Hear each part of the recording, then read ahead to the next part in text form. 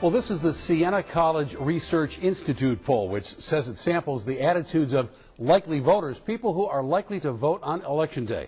Slaughter has a 4-to-1 lead in the city of Rochester and a narrow 4-point lead in eastern Monroe County towns. Brooks, on the other hand, leads by 10 points in the western part of Monroe County. Siena College pollsters asked 28 questions, and we have singled out the ones that we think you want answers to.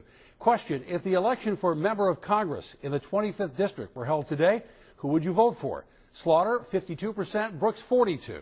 The same question, broken down by gender. Slaughter has a 17-point advantage with women and a 4-point edge with men. Among those 28 questions, Siena asked voters if they had a favorable or unfavorable opinion about both candidates. Slaughter was 59% favorable, 36% unfavorable. Again, that was better than Brooks with a 51% favorable and 42% unfavorable. We caught up with Louise Slaughter at a news conference at the Susan B. Anthony Square Park.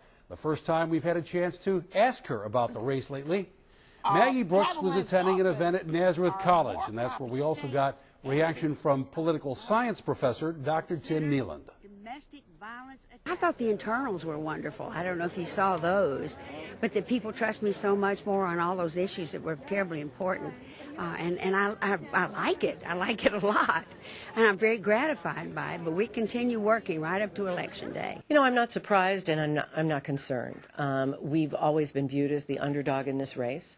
I'm running against a 26-year entrenched incumbent who is being financed heavily by Washington dollars. Louise does still have a favorability, but the key here is to look carefully at the independent voters. They're about a third of the county. They have higher unfavorable ratings for Louise and lower favorable than Maggie. Maggie has a chance here to secure those votes, which should make this a much closer election than this poll indicates.